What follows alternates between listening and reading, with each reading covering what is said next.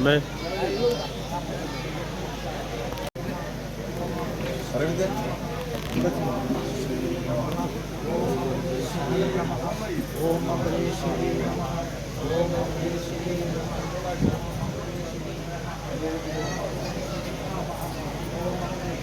വിശ്വാസം പരശുരാമ പ്രോക്തമാണ്. ദിവ്യപ്രബന്ധം ഉൾപ്പെടെയുള്ള 1810 ബ്രിട്ടീഷ് ചക്രവർത്തിക്ക് എഴുതിക്കൊടുത്ത കൈപ്പീത്തും ഈ വിശ്വാസത്തെ അരക്കി ഗ്രന്ഥങ്ങളിലും ഇക്കാര്യങ്ങളെല്ലാം ഊന്നിയ മകം നക്ഷത്രം 28 ദിവസം നീണ്ടുനിന്നിരുന്ന ഭാരത AD 1766 മാഘമക മഹോത്സവം നിലച്ചു. 2000 പൈതൃക മാഘമക ദിവസം സന്യാസി സംഗമം നടത്തിവരുന്നതിൻ്റെ ഓർമ്മ പുതുക്കലായാണ് ഈ സന്യാസി സംഗമത്തിന് ആധാരം. ക്ഷേമസഭ, ശബരിമല അയ്യപ്പ സേവാ സമാജം, ശബരിമല മുൻ മേൽശാന്തി ബ്രഹ്മശ്രീ AK സുധീർ സമിതിയാണ് വടക്കേക്കരയിലെ മാഘമകം.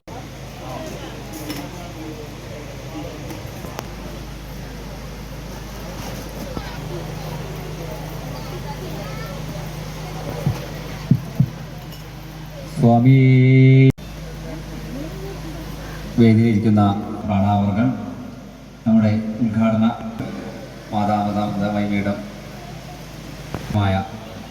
സംപൂജ്യരായ സന്യാസിയെ എല്ലാ അമ്മമാർക്കും സഹോദരി കഴിഞ്ഞ ഏതാനും വർഷം കൂടുന്തോറും ഇതിൻ്റെ മേന്മ വളർന്നുകൊണ്ടേയിരിക്കുന്നു. അത് രാജാക്കന്മാർ മാമാങ്കം എന്ന ആ അംഗം എന്നുള്ള സമ്പ്രദായത്തിലേക്ക് മാറുകയാണ് ഉണ്ടായത്. ബാക്കി ഭാരതപ്പുഴയെ ആരാധിക്കുക, അതിനോട് ബന്ധപ്പെട്ട കുറേ ചടങ്ങുകൾ വിസ്മരിക്കപ്പെട്ടു എന്ന് നമുക്ക് അറിയാം. 2016 മുമ്പ് നമ്മുടെ എല്ലാവരുടെയും പ്രിയങ്കരനായ സ്വകാര്യ അഹങ്കാരമായ എൻ്റെ സഹോദര തുല്യനായ എഴുത്തുകാരനും സാഹിത്യകാരനും ഭാവിയിലെ പത്മശ്രീ നേടാൻ ഞാൻ എൻ്റെ മനസ്സുകൊണ്ട് പറയുന്ന, അദ്ദേഹം വേണ്ട പക്ഷെ ഞാൻ എൻ്റെ മനസ്സുകൊണ്ട് ആഗ്രഹിക്കുന്ന നമ്മുടെ തിരൂർ ദിനേശ് ജി എന്ന ദിനേശ് ചേട്ടൻ്റെ കരങ്ങളിലൂടെ കണ്ടെത്തിയ ഈ ഒരു ചരിത്രം ഇന്ന് വളർന്ന് പന്തലിച്ചുകൊണ്ടിരിക്കുകയാണ്. ഓരോരുത്തരുടെയും കഠിന പ്രയത്ന ചർച്ചകൾ ആരംഭിക്കണം. നിങ്ങൾ ഓരോരുത്തരും ഇതിന് ഇപ്രാവശ്യം ഈ ഒരു തവണ നമ്മുടെ ദേശങ്ങളിൽ ഈ വർഷം തന്നെ നമുക്ക് 80-85ഓളം സന്യാസി വര്യന്മാർ ഇവിടെ എത്തിച്ചേർന്നു. അതിന് ഏറ്റവും വലിയ തെളിവാണ് നമ്മുടെ ആ ഗുരുക്കന്മാരെ ആരാധിക്കുന്നു എന്ന സങ്കല്പത്തിൽ നമുക്ക് അച്ഛനമ്മയും കഴിഞ്ഞാൽ ദൈവത്തിന് മുമ്പേ ഈ ഗുരുക്കന്മാരെ കൂടാതെ ശങ്കരാചാര്യ സ്വാമികളെ ഇവിടെ നിന്ദിച്ചതിൻ്റെ കഥ എല്ലാം മുട്ടുകാലിൽ പ്രദക്ഷിണം മനസ്സ് വിഷമിച്ച അദ്ദേഹം 2 കൈയും അഭയ ശേഷം ഈ ഒരു സങ്കേതം ചില ആൾക്കാർ കുറേ ദാരിദ്ര്യം അനുഭവിക്കാൻ തുടങ്ങിയെന്നാണ് സങ്കല്പം. തീർച്ചയായിട്ടും ഇത്തരം ആദ്യം സന്യാസിമാരിവിടെ എത്തി അവർക്ക് നമ്മൾ അതിനുള്ള പ്രയത്നങ്ങൾ നമ്മൾ നടത്തണമെന്നാണ് ഈ ഒരു വേളയിൽ എനിക്ക് പറയാനുള്ളത്. കൂടാതെ എൻ്റെ കർത്തവ്യം ഇന്ന് എൻ്റെ മുന്നിലിരിക്കുന്ന എല്ലാ സജ്ജനങ്ങൾക്കും പ്രതിബന്ധങ്ങളില്ലാതെ ഒഴുകണം. പക്ഷേ അങ്ങനെയാണോ സംഭവിക്കാറ്? അല്ല. ഈ തടസ്സങ്ങളും പ്രതിബന്ധങ്ങളും പ്രശ്നങ്ങളുമൊക്കെ നമുക്ക് മുന്നോട്ട് പോവാൻ സഹായിക്കുന്നതാണ്. എങ്ങനെ?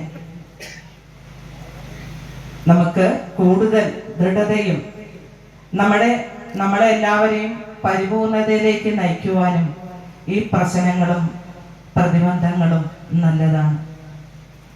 ഉദാഹരണമായിട്ട് ഹിമാലയത്തിന്റെ കൊടുമുടിയിൽ നിന്ന് ഉത്ഭവിക്കുന്ന ഗംഗാ നദി ബംഗാൾ കടലിൽ അവസാനിക്കണം. അത് മുകളിൽ നിന്ന് ഒഴുകി ഒഴുകി ഒഴുകി വരുമ്പോൾ എന്തെല്ലാം തടസ്സങ്ങളാണല്ലേ. വലിയ പാറക്കെട്ടുകൾ കണ്ടു കഴിഞ്ഞാൽ അതിനെ ചുറ്റി ഒഴുകും. ചെറിയ കല്ല് കണ്ടാൽ അതിന്റെ മേലെ കൂടെ ഒഴുകും, അടിയിലൂടെ ഒഴുകും അല്ലെ. എങ്ങനെയാണെങ്കിലും അത് ഗംഗാനദി ഉത്സാഹഭരിതയായി ലക്ഷ്യം കാണുവോളം, ലക്ഷ്യസ്ഥാനത്തെത്തുന്നത് വരെ അത് പ്രയത്നിച്ചുകൊണ്ടേയിരിക്കും. നമുക്ക് തരുന്ന സന്ദേശവും ചെറിയൊരു അരുവിയായി, നദിയായി, പുഴയായി, മഹാസമുദ്രമാവുകയാണ് ഓരോ വർഷം ചെല്ലുന്തോറും മാഘമക ഉത്സവത്തിൽ അല്ലെ. ഉത്സവം തരുന്ന സന്ദേശം ഈശ്വരാരാധനയുടെ സംസ്കാരത്തെ ദൃഢമാക്കുകയാണ് ഉത്സവത്തിന്റെ ലക്ഷ്യം. അപ്പൊ നമുക്കറിയാം, നമ്മളാക്കി വെച്ചു. അവര് എഴുതി തന്ന ചരിത്രമാണ് നമ്മൾ ഇന്നും പഠിച്ചുകൊണ്ടിരിക്കുന്നത്. അവര് നിർമ്മിച്ച ചരിത്രത്തിൽ ഒരിക്കലും നമ്മുടെ പൂർവികരുടെ മഹത്വമോ നമ്മുടെ പൈതൃകത്തിന്റെ മഹത്വമോ ഇല്ല. അതുകൊണ്ട് നമ്മൾ ഓരോരുത്തരും ആത്മവിശ്വാസമില്ലാത്തവരായി, അപകർഷതാബോധമുള്ളവരായി മാറി. ഇവിടെയാണ് നമ്മുടെ ഋഷി പരമ്പര നമ്മളെ കൈപിടിച്ചുയർത്തുന്നത്. സന്യാസി പരമ്പര നമ്മളെ കൈപിടിച്ചുയർത്തുന്നത് ഇവിടെയാണ്. ഒരു വിദേശി ഭാരതീയനോട് ചോദിച്ചു, നിങ്ങളുടെ ഭാരതത്തിന്റെ മഹത്വം, വൈശിഷ്ട്യം 2 വാക്കുകളിൽ പറയാമോ എന്ന്. ഭാരതീയൻ പറഞ്ഞു, ഗുരു ശിഷ്യ പരമ്പര എന്ന്. അതെ, നമ്മളെല്ലാം ദൃഢമാക്കുന്നത്, നമുക്കെല്ലാം ആത്മവിശ്വാസം തരുന്നത്, അറിവിന്റെ വെളിച്ചം പകർന്നു തരുന്നത്. അവര് ഗുരുപരമ്പര എന്താ പഠിപ്പിച്ചത്? ഏതൊരു പ്രതിസന്ധിയിലും തളരാതെ സധൈര്യം ആത്മവിശ്വാസത്തോടുകൂടി മുന്നോട്ട് പോകും. എന്റെ ഒരു തീരുമാനമാകണം, നമ്മളാണ് എല്ലാ പ്രശ്നത്തിനും പരിഹാരമാവേണ്ടത്. പ്രശ്നങ്ങൾ ഇവിടെ ഉണ്ടെങ്കിൽ അതിനുള്ള പരിഹാരം എന്ന് പറയുന്നത് നമ്മൾ ഇവിടെ ഇരിക്കുന്ന ഓരോരുത്തരുമാണ്, അല്ലേ? ഈശ്വരൻ പറഞ്ഞ വഴിയെ നടക്കുക. ദൈവസമ്പത്താണിതെല്ലാം, കൈയടക്കുന്നത് മൗഢ്യം. ദൈവാജ്ഞ എന്തെന്ന് ആചരിച്ചിടുകിൽ ദൈവത്തിനേകേണ്ടതേകി. ദൈവത്തിന്റെ ആജ്ഞ എന്താണ്, അതനുസരിച്ച് ജീവിക്കുക. അപ്പോ ദൈവം നമ്മുടെ ഉള്ളിൽ പ്രവേശിച്ച് 1000 നാവായി 1000 കൈകളായി നല്ല ഉപകരണങ്ങളെയാണ് ഈശ്വരൻ തെരഞ്ഞെടുത്തിരിക്കുന്നത്, ഇനിയും തെരഞ്ഞെടുക്കാനുള്ളത്. അവരുടെ ഉള്ളിൽ ഈശ്വരന്റെ ചൈതന്യം കയറി കഴിഞ്ഞാൽ ഈ ഒരു കാര്യത്തിന് വേണ്ടി പിന്നെ അവർ ഓടിക്കൊണ്ടേയിരിക്കും, പ്രവർത്തിച്ചുകൊണ്ടേയിരിക്കും, നിർത്താതെ. ആ ചൈതന്യകാര ലക്ഷ്യം കാണുന്നത് വരെ അവരെ കൊണ്ട് പല പ്രശ്നം വന്നപ്പോഴും പലരും എന്നോട് ചോദിച്ചു, ഭഗവാൻ എന്തേ ഒന്നും ചെയ്യാതിരിക്കുന്നത്? ഭഗവാന്റെ ചൈതന്യം നല്ല ഇൻസ്ട്രുമെന്റ്സ് നോക്കി നടക്കുകയാണ് ഭഗവാൻ. അതിനുള്ളിൽ കയറിയിരിക്കുക, സംസാരിക്കുക, പ്രവർത്തിക്കുക. അപ്പോൾ നമ്മളെല്ലാവരും ഈശ്വരന്റെ ഉപകരണങ്ങളാണ്. നല്ല ഉപകരണങ്ങളായി മാറിക്കഴിഞ്ഞാൽ നമ്മുടെ ഉള്ളിലേക്ക് ആ ചൈതന്യം കയറും. അതിനു വേണ്ടി നമ്മൾ പ്രയത്നിച്ചുകൊണ്ടേയിരിക്കും, പ്രവർത്തിച്ചുകൊണ്ടേയിരിക്കും. മഹാമനുഷ്യരുടെ ദൗത്യം എന്ന് ശ്രേഷ്ഠമാക്കുന്നത് എങ്ങനെയാണ്? യുദ്ധം ചെയ്ത് കീഴടക്കിയല്ല, അടിച്ചേൽപ്പിച്ചിട്ടുമല്ല. ഓരോ വ്യക്തികളും ശ്രേഷ്ഠരായി ജീവിക്കുമ്പോ, ശ്രേഷ്ഠ ഗുണത്തോടുകൂടി ജീവിക്കുമ്പോ സമാജം, രാഷ്ട്രം ശ്രേഷ്ഠതയിലേക്ക് ഉയരുന്നു. നമ്മളെല്ലാവരെയും ശ്രേഷ്ഠതയിലേക്ക് ഉയർത്തുന്ന ഒന്നാണ് ഈശ്വര ആരാധന. അതാണ് ഇവിടെ കണ്ടത്. ഒരുപാട് ഹോമങ്ങളും പൂജകളിലൂടെയും നമ്മൾ ഓരോരുത്തരെയും ആ ഈശ്വരീയതയിലേക്ക്, ദൈവികതയിലേക്ക് ഉണർത്തുകയാണ് ചെയ്തത്. ഇത് തന്നെയല്ലേ ക്ഷേത്രാന്തരീക്ഷത്തിൽ നടക്കേണ്ടത്?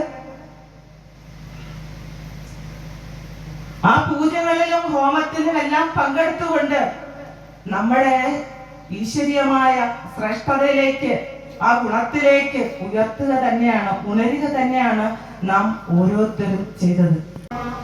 ഒരു മനസ്സോടെ ചിന്തിക്കാം, ഒന്നിച്ച് പ്രവർത്തിക്കാം. അങ്ങനെ നന്മയുടെ വെളിച്ചമായി തീരാൻ, ഈ ഒരു സംസ്കാരത്തിന്റെ വെളിച്ചമായി തീരാൻ, ഒരു കൈവിളക്കായി തീരാൻ നമുക്ക് എല്ലാവർക്കും സാധിക്കട്ടെ എന്ന് മാത്രം പ്രാർത്ഥിച്ചുകൊണ്ട് എന്റെ വാക്കുകൾ അമ്മയുടെ ശ്രീചരണങ്ങൾ സമർപ്പിക്കുന്നു. ഓം അമൃതേശ്വരി നമഃ.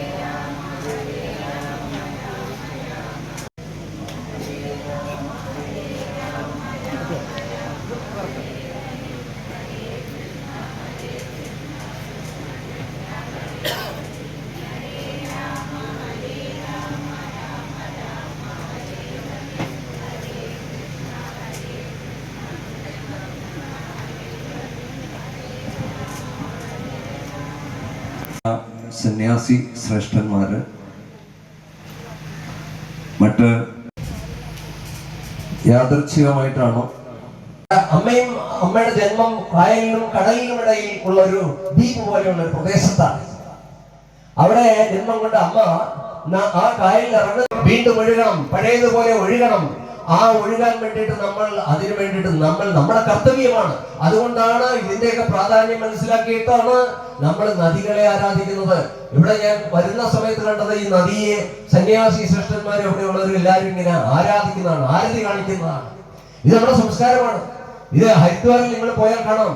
ഹരിദ്വാറിൽ നിത്യവും ആ സന്ധ്യാസമയത്ത് അവര് പുറത്തേക്ക് വന്ന കടകളൊക്കെ മാറ്റി വെച്ചിട്ട് അവിടെ വന്നിട്ട് ആരതി കാണിക്കും. ആ നദിയെ അത് നേവിയായി കണ്ട് ആരതി കാണിക്കുകയാണ്. അതിനെ എത്രമാത്രം പവിത്രമാക്കി വെക്കണമെന്ന് നമ്മളെ പഠിപ്പിക്കുകയാണ്. ഈ സംസ്കൃതിയാണ്.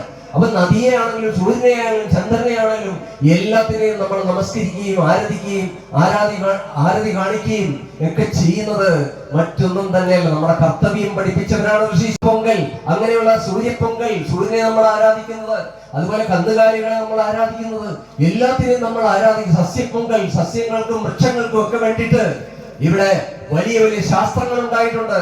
പക്ഷിയും മൃഗവുമാണെന്ന് പറഞ്ഞിട്ട് തള്ളിയിട്ടില്ല. അതിലേക്ക് സസ്യങ്ങൾക്ക് വേണ്ടി സസ്യായുർവേദം ഉണ്ടായി, ആനയ്ക്ക് വേണ്ടി ഗജായുർവേദം ഉണ്ടായി, കുതിരകൾക്ക് വേണ്ടിയിട്ട് അശ്വായുർവേദം ഉണ്ടായി. അങ്ങനെ എത്ര ആയുർവേദ ശാസ്ത്രങ്ങൾ അതിന്റെ പരിരക്ഷണത്തിന് വേണ്ടി ഉണ്ടാക്കിയ ഭൂമിയാണ്. ഇവിടെ എത്ര സംസ്കൃതിയാണ് ഈ ഭാരതത്തിന്റെ മണ്ണ്. അതുകൊണ്ട് ഈ ഭാരതത്തിന്റെ മണ്ണിൽ നമ്മൾ ഇത്തരം നിള തുടങ്ങിയ ഉത്സവങ്ങൾ നമ്മൾ തീർച്ചയായിട്ടും നമ്മൾ എല്ലാ വർഷവും മുടങ്ങാതെ വളരെ നന്നായിട്ട് ജനങ്ങളിൽ ഇതിന്റെ സംസ്കാരം എന്തെന്ന് പഠിപ്പിക്കുവാൻ ഇതേപോലെ നല്ല അനുകൂലമായ ഒരു അന്തരീക്ഷം നമുക്ക് എവിടെയും കിട്ടത്തില്ല. ത്രിമൂർത്തികളുടെ സാന്നിധ്യം കൊണ്ട് ധന്യമായ ഈ വേളയില് അവിടെ മുങ്ങി എഴുന്നേറ്റ് വരുമ്പോൾ ഉണ്ടാകും നമ്മുടെ ഉള്ളിൽ എന്തെങ്കിലും കളങ്കമുണ്ടെങ്കിൽ ആ കളങ്കത്തെ പോലും കഴുകിക്കളയുവാൻ പര്യാപ്തമാണ് ഈ നദി. നമ്മൾ അതിനെ ദുഷിപ്പിക്കരുത്. ആ നദിയെ നമ്മൾ ചീത്തയാക്കരുത്. അതിലേക്ക് ചവറും വലിച്ചെറിയരുത്. അതിലേക്ക് നമ്മൾ ദുഷിച്ച വസ്തുക്കൾ ഇടരുത്. അത്രയും പവിത്രമാക്കി വെക്കാൻ ഇന്ന് പല രാജ്യങ്ങളും അതൊക്കെയാണ് കണ്ടുപിടിക്കുന്നത്. കൃഷ്ണൻ എന്ന് പറഞ്ഞ ഒരു വ്യക്തിയല്ല, രാമൻ എന്ന് പറയുന്ന ഒരു വ്യക്തിയല്ല. രാമൻ എന്ന് പറഞ്ഞ ഈ പ്രപഞ്ചം മൊത്തമാണ്. അതുകൊണ്ട് ഈ പ്രപഞ്ചത്തെ സ്നേഹിക്കുവാൻ പഠിപ്പിച്ച സംസ്കൃതിയാണ്. ഭഗവാൻ തന്നെ വിഭൂതി യോഗത്തിൽ പറയുന്നുണ്ടല്ലോ, ഇതെല്ലാം നക്ഷത്രങ്ങളിൽ സൂര്യൻ ഞാനാണ്, ഇതെല്ലാം ഞാനാണ്, നദികളിൽ ഗംഗ ഞാനാണ്, അതേപോലെ കാമധേനു ഞാനാണ്, എല്ലാത്തിനും ഞാനാണ്, വൃക്ഷങ്ങളിൽ ഞാൻ ആൽവൃക്ഷമാകുന്നു. ഇങ്ങനെ എല്ലാത്തിനെയും ആരാധിക്കാൻ പഠിപ്പിച്ച മഹാസംസ്കൃതിയാണ് ഭാരതം. അതുകൊണ്ട് തീർച്ചയായിട്ടും ഈ നിളാനദിയുടെ തീരത്ത് ഇനിയും ഈ സംസ്കൃതി ഒഴുകണം, പൂർവാധികം ഭംഗിയായിട്ട് ഒഴുകണം. അതിനു വേണ്ടിയിട്ട് നമ്മൾ പ്രയത്നിക്കണം. അതിനു വേണ്ടിയിട്ടുള്ള ശക്തി നമുക്കുണ്ടാകും, തീർച്ചയായിട്ടും ഉണ്ടാകും. ഈ സംസ്കാരം ഒരിക്കലും ഈ മണ്ണിനെ സ്നേഹിക്കുന്ന, സദാചാരത്തെ സ്നേഹിക്കുന്ന, ലോകത്തെ സ്നേഹിക്കുന്ന, മനുഷ്യനെ സ്നേഹിക്കുന്ന, ഈ മനുഷ്യനെയും കടന്ന് ഈ പ്രപഞ്ചത്തെ സ്നേഹിക്കുന്നവരുടെ നാടായിട്ട് നമ്മൾ ഇനിയും ഉണരണം. അമ്മ എല്ലാത്തിനെയും വന്ദിക്കാൻ പഠിപ്പിച്ചത് അതുകൊണ്ടാണ്, എല്ലാത്തിനെയും ആരാധിക്കാൻ പഠിപ്പിച്ചത് അതുകൊണ്ടാണ്. ആരെയും വെറുക്കാൻ അമ്മ പഠിപ്പിച്ചിട്ടില്ല.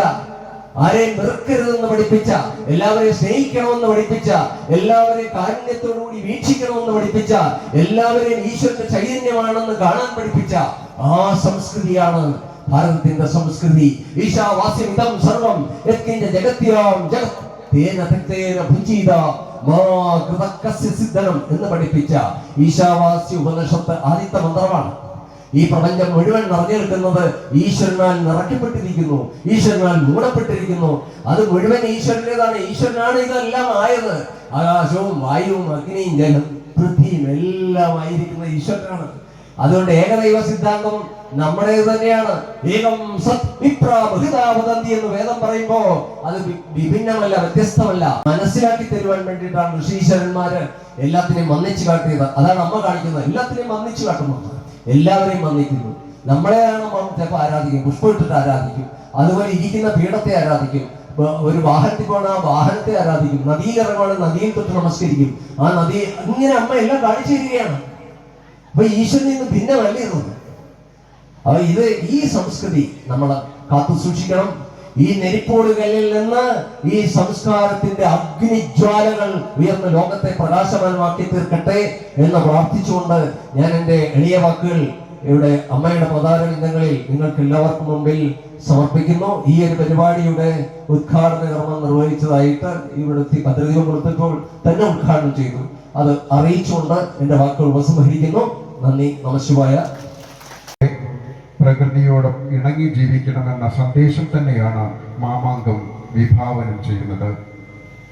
നമ്മുടെ സ്വാമിജിക്ക്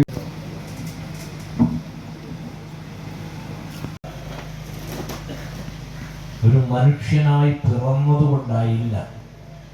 മനുഷ്യത്വം, ദൈവത്വം, മൃഗത്വം എല്ലാം തലയ്ക്കുള്ളിലാണ്.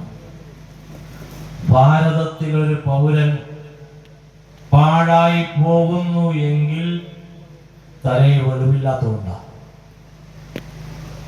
ആ തലയിൽ വെളിവുണ്ടാക്കുവാനാണ് നമ്മുടെ പുണ്യപിതാക്കൾ ഋഷീശ്വരന്മാർ വേദാന്ത തത്വം നമുക്കായി ദാനം തന്നത്. മഹത്തായ സംസ്കാരത്തെ നാം മറന്നുകൊണ്ട് വൈദേശിക വിശ്വാസങ്ങൾക്കും വൈദേശിക ആചാരങ്ങൾക്കും വൈദേശിക സംസ്കാരത്തിനും നാം ഊന്നൽ കൊടുത്തപ്പോൾ മാതാപിതാക്കളെ മറക്കുന്നു, സാഹോദര്യം മറക്കുന്നു, സഹജീവി സ്നേഹം മറക്കും. പുണ്യ സഹോദരങ്ങളെ, ഒന്നിന്റെ വിശ്വരൂപം നാം മനുഷ്യത്വത്തിലേക്കും ദൈവത്വത്തിലേക്കും ഉണരണമെങ്കിൽ മാതാപിതാക്കൾക്ക് ഒരു കുഞ്ഞായി മനുഷ്യനായി പിറന്നതുകൊണ്ടായില്ല. ഭാരതത്തിൽ പിറന്ന് ആ മാതാപിതാക്കൾ എന്താണെന്ന് അറിയുവാൻ ഒരു ഗുരു പരമ്പരയെ ആശ്രയിക്കേണ്ടതായിട്ടുണ്ട്. എങ്കിലേ ഗുരുത്വം തെളിയൂ. അവനവൻ ആഗ്രഹിക്കുന്നത് ആത്മസുഖമാണ്. ശരീരം നമ്മൾ കൊണ്ടു നടക്കുന്ന ഒരു ഉപകരണം മാത്രമാണ്. നമുക്ക് വീണ് കിട്ടിയിരിക്കുന്ന അവസരങ്ങളെ നാം ഉപയോഗപ്പെടുത്തണം. അതിന് കാഴ്ചപ്പാട് നന്നായിരിക്കണം. ഓരോ ദേവാലയങ്ങളും ഒരു ഗുരുകുല വിദ്യാഭ്യാസ കേന്ദ്രങ്ങളാകണം. അറിയാനുള്ള ശ്രമത്തെയാണ് ആശ്രമം എന്ന് പറയുന്നത്. അറിയാൻ ഒന്നേ ഉള്ളൂ, ബ്രഹ്മം, ബ്രഹ്മചൈതന്യം, ജീവചൈതന്യം, ശിവചൈതന്യം, സദാശിവ ചൈതന്യം, ഈശ്വര ചൈതന്യം. വിളിച്ചാലും ഒരു ചൈതന്യമുണ്ട്. അവന്റെ പച്ചയിലാണ് എന്റെ ഈ ജീവൻ നിലനിൽക്കുന്നത്. നിങ്ങളുടെ ജീവിതം നിങ്ങളാക്കി നിർത്തിയിരിക്കുന്ന അജ്ഞാനത്തിന്റെ തിമിരത്തിൽ നിന്ന് ജ്ഞാനത്തിന്റെ വെളിച്ചത്തിലേക്ക് പകരുമ്പോൾ, ആത്മനിഷ്ഠനാകുമ്പോൾ, ആ തേജസ്സാണ് നമ്മെ വിട്ട് ഇത്രയും പറയിപ്പിക്കാനും ചിന്തിപ്പിക്കാനും പ്രേരിപ്പിക്കുന്നതെന്ന് ഈ വിനീതദാസൻ, ദൈവദാസൻ. എനിക്ക് ദൈവം എങ്ങനെ ഇരിക്കണം എന്ന് എനിക്കറിയില്ല. അതൊരു അനുഭൂതിയാണ്. അതെനിക്ക് ആലയസ്വാമി എന്ന് പറയുന്ന അധ്യാത്മ ചിന്താലയേശ്വരന്റെ ഒരു ദിവ്യ കടാക്ഷം കൊണ്ട് കിട്ടിയതാണ്. ഈ ഉടലിൽ നിന്ന് ജീവിതം പറിച്ചു കളയാൻ, ഈ കിട്ടിയ ജീവിതം തൂത്തെറിയുവാൻ ചെന്ന് അഭയം പ്രാപിച്ചപ്പോൾ എനിക്ക് സമയമായില്ല. ഇനിയും എന്തൊക്കെയോ കർമ്മങ്ങളുണ്ട് എന്ന് പറഞ്ഞ പോലെ നമ്മുടെ ഓരോരുത്തരുടെയും ജീവിതത്തിൽ അറിവിനുള്ള വില, തിരിച്ചറിവിനുള്ള വില, സംസ്കാരത്തിന്റെ വില, അനുഗ്രഹത്തിന്റെ വില, ഓരോ ഭാഗങ്ങളെ 20 ജന്മം കിട്ടുകയാണെങ്കിലും എനിക്കൊരു സനാതന ധർമ്മത്തിൽ വിശ്വസിക്കുന്ന ഒരു നല്ല സംസ്കാരത്തിന്റെ, നല്ല പുരോഗമന ചിന്താഗതിയുള്ള ഒരു നല്ല സംസ്കാരത്തിന്റെ തൃപ്പാദങ്ങളിൽ മാതാ പിതാ ഗുരു ദൈവം. ഒരു കസേരയുടെ 4 തൂണുകളാണ്. മാതാവിൻ്റെയും പിതാവിൻ്റെയും ഗുരുവിൻ്റെയും അനുഗ്രഹമുണ്ടെങ്കിൽ അവൻ ദൈവത്തെ കണ്ടെത്തും, അവനെ തന്നെ കണ്ടെത്തും. എന്നിൽ ഞാനായിരിക്കുന്ന, നിന്നിൽ നീയായിരിക്കുന്ന ആ ചൈതന്യം ബ്രഹ്മമാണെന്നും ശിവമാണെന്നും ഈ വിശ്വം നിറഞ്ഞു നിൽക്കുന്ന വിശ്വംഭരിയായി വിടർന്നിരിക്കുന്ന ഈ മഹാമായ എന്തൊരു ഔദാര്യം നമുക്ക് തന്നതുകൊണ്ടാണ് നമുക്ക് ഈ കൂട്ടായ്മയിൽ ഒത്തുകൂടാൻ കഴിഞ്ഞത്. അറിഞ്ഞുകൊണ്ട് നമുക്ക് ഒരുക്കി തന്ന അവസരമാണ്. ഈ ഭാരതപ്പുഴ എന്ന് പറയുന്നത് കേരളത്തിലെ ഒരു പുഴയാണ്. അതിന് ഭാരതപ്പുഴ എന്ന് പറയുന്നത് നമ്മുടെ സംസ്കാരം 2016 ഒരു ബോധത്തിലൂടെ ഒരു പൊന്നമ്പലമേട്, ഞാൻ ശരീരത്തെ പറയുന്ന പൊന്നമ്പലമേടെന്നാണ്. അത് ഈശ്വരന്റെ ആയാലും ശരി, മനുഷ്യന്റെ ആയാലും ശരി, ദേവന്റെ ആയാലും ശരി, പ്രപഞ്ചത്തിന്റെ ആയാലും ശരി, ആ പൊന്നമ്പലമേട്ടിൽ ഇരുന്നു കൊണ്ട് തിരൂര് ദിനേശ് അവരുടെ ആ ആത്മീയ പ്രകാശം നമ്മളെ ഇത്രയും സഹോദരങ്ങളെ കൂട്ടിയിണക്കിയെങ്കിൽ ഇത് കാലക്രമേണ ഒരു മഹാ ഹൈന്ദവ വിശ്വാസത്തിന്റെ ഉയർത്തെഴുന്നേൽപ്പാകട്ടെ എന്ന് ഞാൻ വളരെ സ്നേഹത്തോടെ ആദരവോടുകൂടി പറയുന്നു. ഓരോ വീടുകളിലും ആ തിരൂര് എന്ന് പറയുന്ന ആ ദീപം, നല്ല സംസ്കാരം പകർന്നു കൊടുത്തെങ്കിൽ അത് നമ്മുടെ മാതാപിതാക്കൾ, നമ്മുടെ മക്കൾക്ക് ഈ സംസ്കാരം വീടുകളിൽ തെളിയിക്കാൻ അവസരം ഉണ്ടാക്കട്ടെ. മഹാദേവനെ വണങ്ങിക്കൊണ്ട് എല്ലാ പ്രദാനം ചെയ്യുന്നത് അമ്മമാരാണ്. അമ്മ, ഒരു അമ്മയുടെ സ്നേഹവും വാത്സല്യവും ഉണ്ടെങ്കിൽ മാത്രമേ ഒരു വ്യക്തി പൂർണ്ണതയിൽ എത്തത്തുള്ളൂ. ആ അമ്മയുടെ സ്നേഹത്തിന്റെ പര്യായമാണ് പരശുരാമ നിർമ്മിതമായ ഈ പരശുരാമ ക്ഷേത്രം, കേരളം എന്നറിയപ്പെടുന്ന പരശുരാമ ക്ഷേത്രം. ആ ക്ഷേത്രത്തിന്റെ പരശുരാമ ഭൂമിയുടെ നിലനിൽപ്പിനും ശക്തിക്കും കൃഷിയോഗ്യമായ രീതിക്കും പ്രദാനം ചെയ്യാൻ വേണ്ടി അഗസ്ത്യമുനിയും മറ്റു മഹർഷിമാരും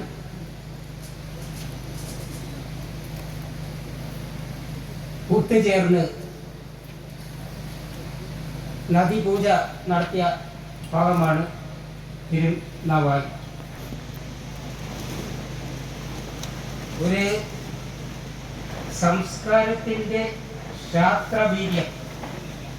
ശാസ്ത്രവീര്യം നശിച്ചാൽ സമൂഹം അടിമത്തത്തിലേക്ക് പോകും.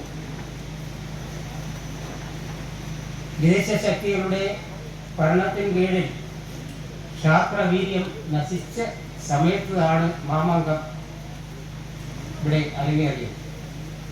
ശാസ്ത്രവീര്യത്തിൻ്റെ ശക്തി പ്രദാനം ചെയ്തുകൊണ്ട് ഉള്ള ഒരു മാമാങ്കമാണ്.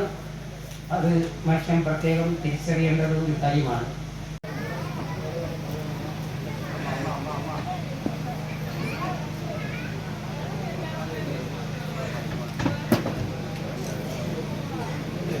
ഇരിപ്പിടങ്ങളിൽ തന്നെ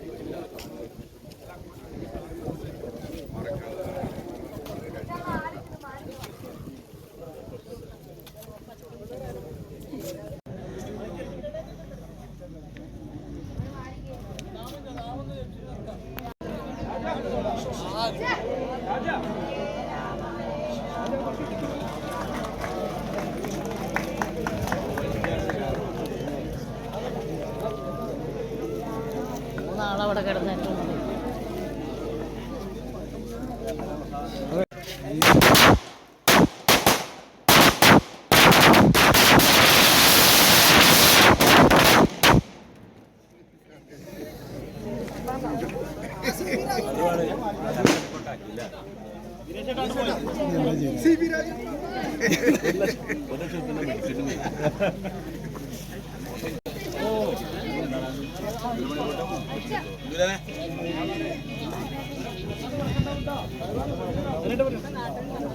അതെ